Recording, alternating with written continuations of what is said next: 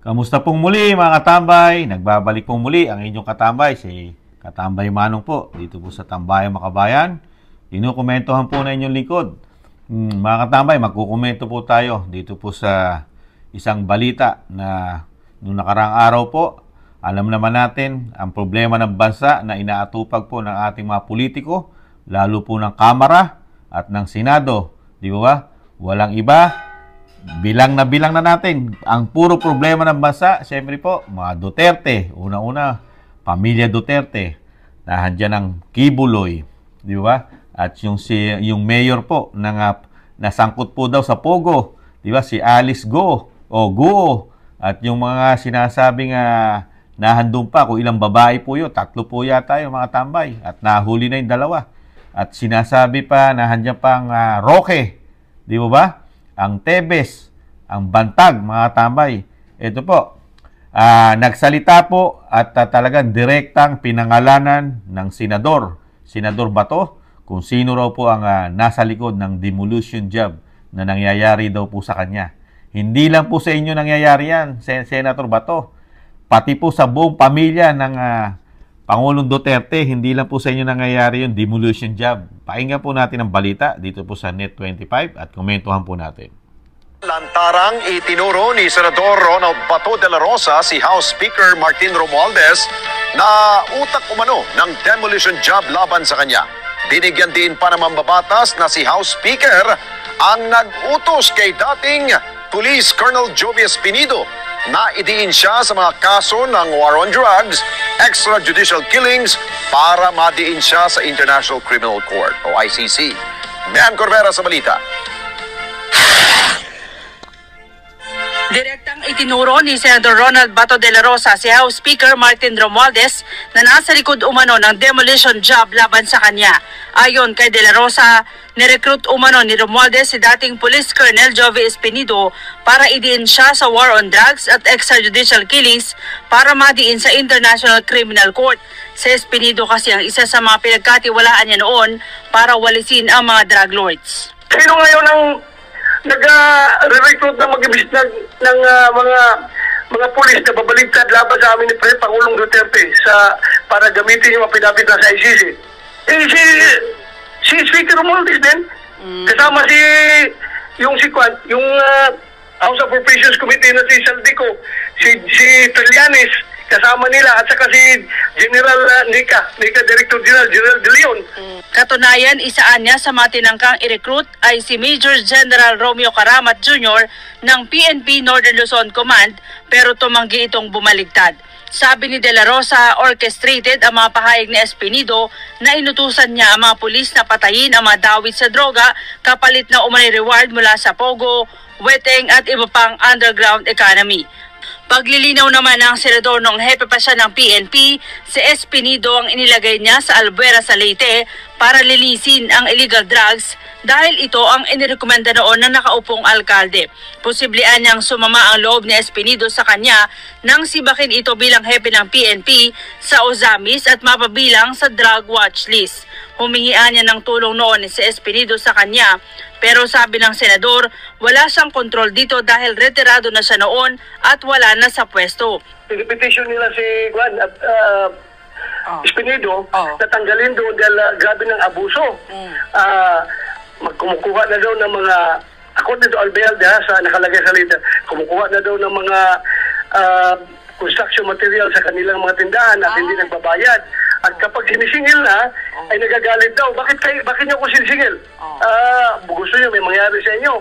Itinanggi rin ng senador ang mga paratang na kumikilos siya para mapawalang sala ang isa sa mga inaakusang drug lord na si Kerwin Espinosa.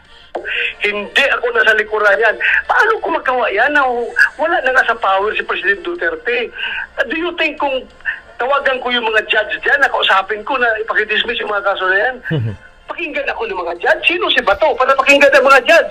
Wala na si Duterte. Nanindigan si De La Rosa na Ayan po mga tambay, talaga ng political demolition ang ginagawa nila mga tambay. Di ba? Saka nakita nyo naman po, nung mapalitan, komento ni Kamanong, nung mapalitan po ang administrasyon ni dati Pangulong Duterte, di ba isa-isa na po nakalaya? Na dismiss na ang mga kaso. Di ba? Katulad niya, sinasabi ni Senator Bato, si Erwin Espinosa. Tapos lalo na yung sinasabing mahilig sa saba. Nakalaya na. Naabsuelto na mga kaso nung mapalitan ng bagong administrasyon, di mo ba? Tapos isisisi sa administrasyon ni dating Pangulong Duterte. Lumaya sa panahon ng bagong Pilipinas. Pati yung mahilig sa saba. Di ba mga tambay? Saka, excuse me po, talaga pong ito po ay demolition job. Hindi lang naman ikaw, Senador Bato, ang talagang target dyan. Di po ba? Hindi naman tayo pinanganak kahapon at lalo hindi ka naman pinanganak kahapon. Pambihira naman, Senator Bato. Ang hirap kasi sa'yo, isa kang senador. Mas mataas ang posisyon mo. Dahil ikaw, kung nakakuha ka ng napakaraming boto, ilang milyon. Samantalang ang mga congressman, lalo ang speaker, sa distrito lang nila nakakuha ng boto yan para manalong congressman o representative. Di ba?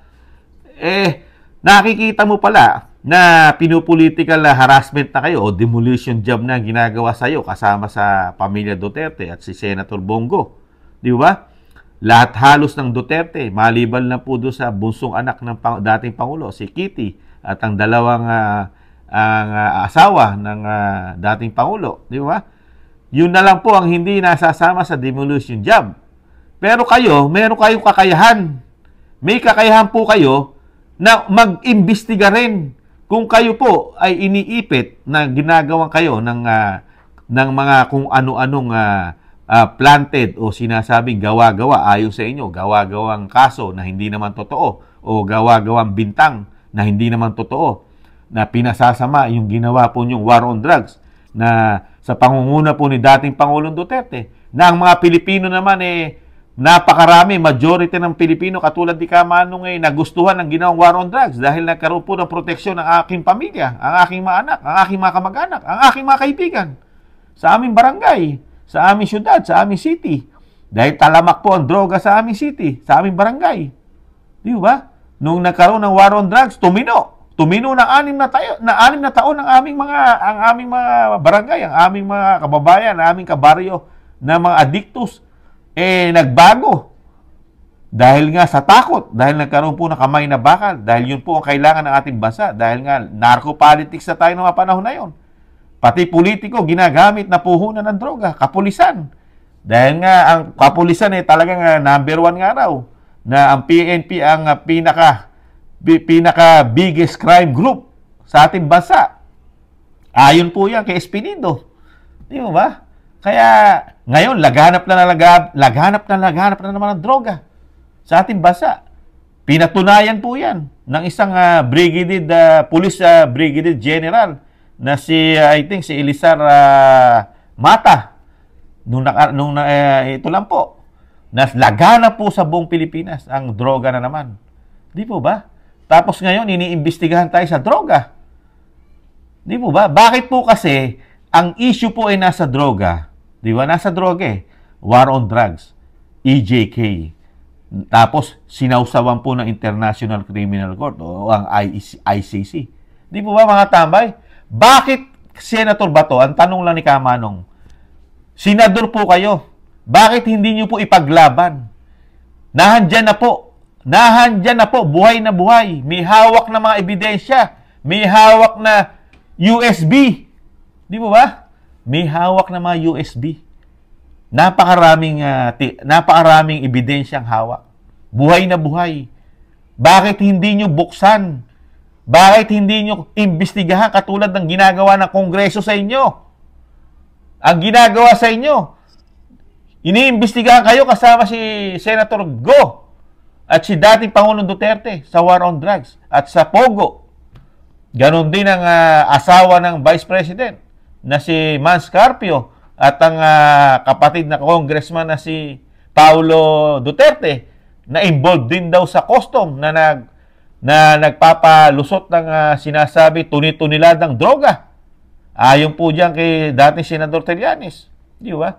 Bakit kayo ayaw nyo rin buksan yung po pwede pong buksan talaga na issue na droga sa Pangulong Marcos at sa asawa at sa mga anak at sa grupong Voltes 5? Di po ba? Dahil usong-uso po ngayon.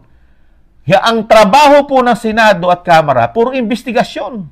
Hindi po kayo nagtatrabaho para sa problema ng bansa. Ang mga congressman, ang mga representative, ang mga senador, hindi naman tinututukan ng problema ng bansa. Ang problema natin, tinututukan ba ang problema ng bansa? Lalo ang kahirapan, lalo ang nagtataas ang bilihin, lalo ang nagtataas ang bayarin, lalo ang Meralco. Di ba? Ang tubig, di mo ba? Pati yung sinasabing panluto natin, gasol. Kung ano man ang tawag dyan, ubod na rin ang mahal. Di po ba? Pero, saan po nakatugon ang ating Kamara at Senado? Di po ba sa mga Duterte? Ang Senado naman, saan nakatutok? Kay Guo. Kay Mayor Guo. Di po ba? At kay Pastor Kibuloy. Di po ba? Ang tinututukan. At kay Vice President Sara Duterte, kasama sa Kamara. Bakit kayo? Ito na po yung pagkakataon, Senator Bato. Pagkakataon na po ito. Panay ang litis sa Kamara. Idinadawit kayo sa droga, mga katambay. Sa EJK, sa pagsugpo ng droga. Bakit hindi nyo na po imbestigahan yung gumagamit ng droga? Napakataas ng posisyon ng gumagamit ng droga ayon kay Kati Binag.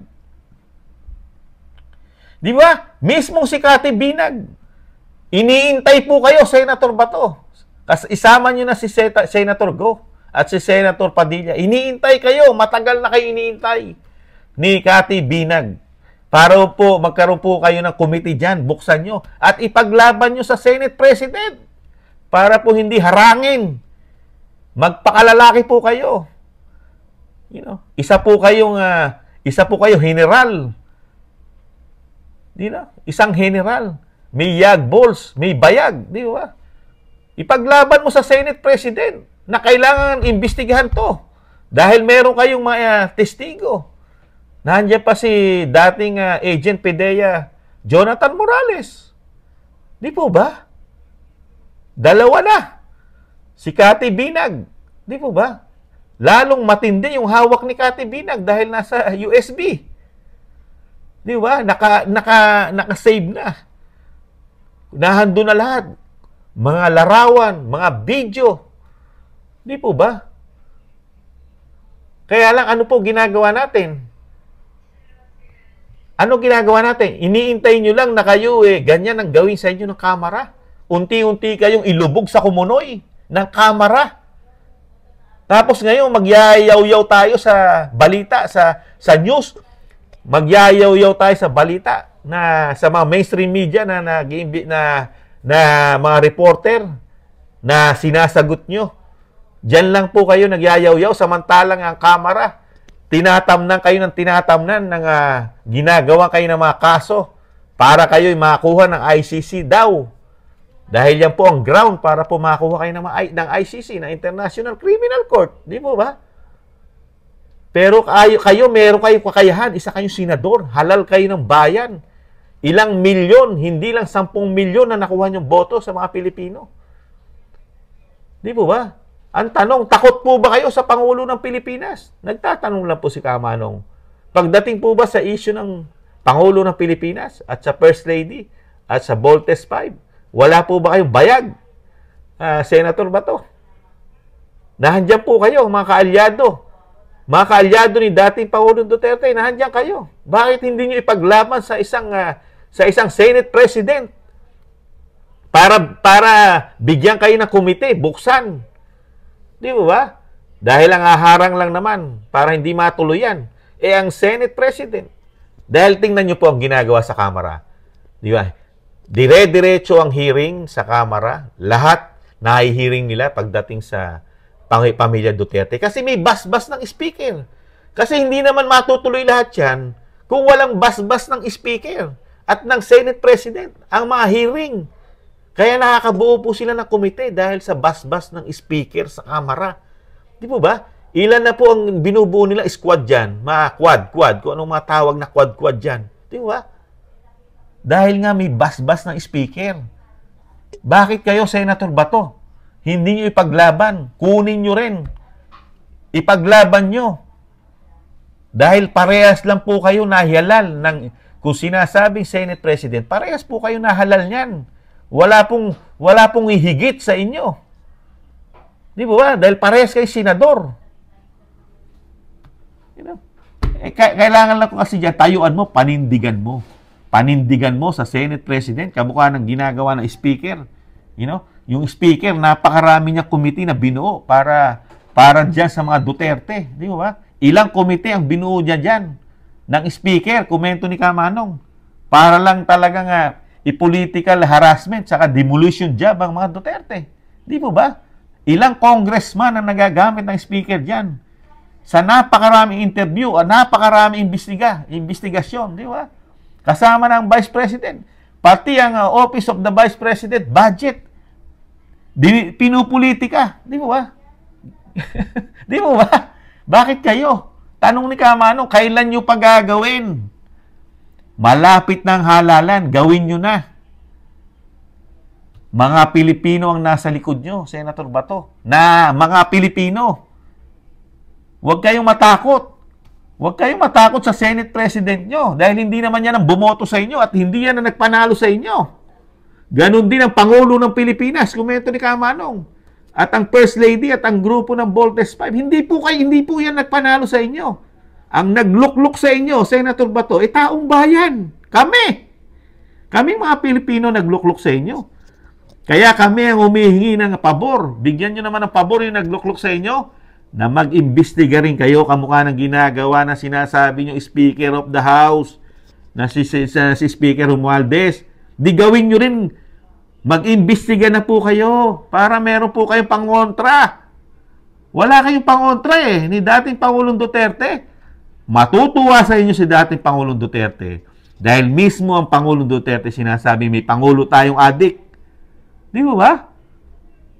Hinahamo na nga ng Pangulo na magpa-drug test sa buhok, sa lahat ng klase, sa luneta. Di po, live. Tapos, natatakot kayo na ipaglaban. Habang buhay, habang hindi pa nagkakaproblema si Cathy Binag, nahandyan lang siya. Isama nyo na si Maharlika. Di ba? 3 na yan. Si Jonathan Morales, si Maharlika, at si Cathy Binag. 3 na yan. 3 na ang inyong napakatinding, sinasabing sinasabing mga magpapatotoo. Di ba? May mga hawak na ebidensya. Lalo si PIDEA Chief, may hawak din yan. Isa ring magaling na investigador yan. Mga testigo yan. Testigo! Di po ba? Pag ginawa nyo yan, kabibilibang kayo. Hindi lang ni Kamanong, ng buong sambayan ng Pilipino. Bibilib sa inyo, Senator Bato. Dahil nagkaroon po kayo, natugunan nyo po, tumayo po kayo bilang senador ng mga Pilipino. Hindi senador ng mga oligarko, hindi senador ng mga politiko, at hindi kayo senador ng Pangulo ng Pilipinas. Senador kayo ng taong bayan. May problema po, linisin nyo po. Linisin nyo ang problema ng Pangulo dahil nakakahiya na po sa buong mundo ang ating Pangulo ay sangkot. Gumagamit daw, di umano ng droga. Senador po kayo po ang mga nag-iimbestiga. Di ba? Kung gagawin nyo yan, maganda ang laban nyo. Maganda ang laban nyo una-una sa mga Pilipino. At syempre, dyan sa Speaker ng Kamara, may laban kayo. Dahil mismo, ang iniimbestigahan nyo, Commander-in-Chief. Di ba ba? Kayo po mga tambay, ano po sa tingin nyo? Kailangan kalampagin natin si Senator Bato. At yung mga kaalyado ni dating Pangulong Duterte. Si Senator Got, Senator Padilla, kung sila may mabayag. Ipaglaban nila sa kanilang Senate President na kailangan buksan at mag-imbestiga rin sila. At ikumbidahin nila ito na sila Cathy Binag, Jonathan Morales. At isama na si Maharlika. At yung iba pang tatayo na testigo riyan. Dahil yan, pag inumpisahan mo yan, Senator Bato, maraming tatayong testigo dyan. Maraming magpapatotoo. Dahil sa nangyayari sa ating gobyerno, komento ni Kamano, yung nangyayari sa ating gobyerno ngayon, lumalala, lalo sa droga. Ang lalana ng droga ngayon sa ating bansa. May nagpatotoo na. isang active na police brigadier general, si Elizar Mata. Buong Pilipinas na laganap na naman ng droga. Nagagamit na po ng mga LGUs ng mga tiwaling politiko. Ginagawang kapital na naman daw, lalo sa darating na midterm election. Kaya umpisahan nyo na sa lalo't mabilis. Mga kababayan, kalampagin po natin si Senator Bato para magbuo po siya ng committee. Ipaglaban nila, samahan siya ni Senator Go. Kalampagin natin si Senator Padilla. Ipaglaban nila kay Senate President Escudero, dahil ang Senate President lang naman kasi ang talagang kalaban dyan para matuloy ang mga hearing na yan. Pag hindi inaprobahan ng Senate President, doon lang naman magkakaproblema yan. Eh di, ihayag mo sa buong Pilipinas, sa buong Pilipino na ayaw kang payagan ng Senate President nang hindi na siya ihalal ng mga Pilipino. Dahil ayaw niyang lumagay sa tama. Bakit ayaw niyang paimbestigahan ng Pangulo? Di ba? At least naalalaman namin mga Pilipino kung sino ang harang sa bubuksan mong komite para maimbestigahan yung involvement ng droga, ng pamilya, at ng Voltes 5. Di po ba? Senador pa kayo. Huwag po kayong matakot. Isa kayong general, senador. Nasa likod nyo ang Pilipino, ang mga Pilipino, na gustong-gustong malaman talaga ang totoo sa kalusugan, katayuan, kung talagang hindi ba adik o hindi gumagamit ng droga ang Pangulo. Di ba? Gustong-gusto na po namin malaman ang totoo para po hindi kami kinakabahan na ang nagpapatakbo ng bansa ay isang drug addict at isang drug user. Di ba? Para hindi po mahalagay sa alanganin ng ating bansa. Hindi tayo malubog sa unang-una, malubog tayo sa kahiyan. At malubog tayo sa kapahamakan, sa mga desisyong hindi maganda. Dahil nga sa paggamit, wag naman sana. Kaya kailangan ng investigasyon para malaman natin ang totoo. Di po ba? Panahon na, hanggat may oras pa. Magpakalalaki ka. Magpakalalaki po kayo, Senator Bato. Lalaki po kayo, hindi po kayo binabae. At isa lang po ang Senate President. Isa lang po yan. Ang Pilipino po, mahigit 100 milyon, Senator Bato. Mahigit 100 milyon. Huwag niyo po katakutan ang Senate President. Isa lang po yan. Di po ba, mga katambay? Isa lang. Mas marami po ang butante dyan. Di ba? Isumbong nyo sa amin. Pag hindi kayo pinayagan ng Senate President na magbuo na komite para mag-imbestiga sa Pangulo, magsumbong kayo sa mga Pilipino. Buti kung manalo pa yan sa susunod. Di po ba? Ganun lang yun eh. Ano po masasabi niyo mga katambay? Di po ba? Panahon na. Yung yaw-yaw ka ng yaw-yaw, Senator Bato, yaw-yaw ka ng yaw-yaw na panaimbestiga sa inyo ng Kamara, pwede mo rin man gawin na mag-imbestiga ka. Di po ba? Tingnan mo kung hindi matwist ang istorya, mas tatangkilikin ng taong bayan pag nag-iimbestiga na, iniimbestigahan mo yung Pangulo ng Pilipinas. Masahangaan ka. Di po ba? Kahanga-hanga pagka ang presidente ng Pilipinas ay inimbestigahan mo na talagang hindi siya gumagamit ng droga o talaga bang siya ay sangkot sa droga. Di po ba? Yun lang. Nakakalungkot lang po. Kayo po, ano po masasabi niyo mga tambay? Dito po sa ginagawa po ni Senator Bato na puro yaw-yaw lang na pwede naman siya mag-imbestiga dahil ang problema ng bansa ngayon, droga. Ang Pangulo ng Pilipinas, di umano'y sangkot ang pamilya. Di ba? Na wala man lang naglalakas loob ng mga senador. Siya lang yung dapat, katangi-tangi siya lang dahil siya lang yung kasama ni dating Pangulong Duterte na talagang sumusugpo sa droga. Pero ngayon, natatakot yata siya pagdating sa issue sa droga sa Pangulo. Nakakalungkot lang po. Ay nako, bayan kong mahal. Ano na nangyari sa Pilipinas kong mahal? May kinatatakutan na ang matapang na general. Di kaya? Nagtatanong lang si Kamanong, mga katambay. Ay, nako. Ano po masasabi niyo mga katambay? Pwede po tayo mag-comment. At kalampagin po natin si Senator Bato. Sana magkaroon po siya ng yagballs na magbukas po ng hearing na yan pong matibay na ebidensya. Nahandyan si Kati Binag. Maalaman na, magkaalaman na kung ano talaga ang laman ng USB. Di ba? Siya na mismo. Kaya lang, huwag niyan lalambutan kasi Senator Bato, pag nag-imbestiga, napakalambot. Kailangan matigas ka riyan. Di ba? Panindigan mo. Yun lang nakikita natin sa hearing pag nag-hearing si Senator Bato eh. Parang humihingi pa siya pa humihingi ng pasensya eh, di ba? Yun lang ang problema. Kailangan baguhin niya style niya, di ba? Kailangan baguhin mo style mo. Pag nag-iimbestiga ka, kailangan na stricto ka para malaman mo yung totoo, di ba? Hanggat maaari, pigain mo, di ba? Ay nako. Muli po si Katambay Manong, nakakalungkot, walang tumatayo sa katotohanan kahit isang senador sa ating bansa, lalo sa issue ng Pangulo ng Pilipinas tungkol sa droga o paggamit ito. Wala pa.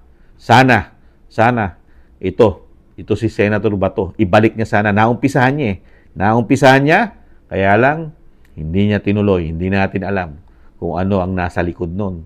Bakit hindi na nagtuloy-tuloy. Muli po si Katambay Manong, maraming salamat po sa mga gusto po ng ating maliit na channel, Tambayang Makabayan.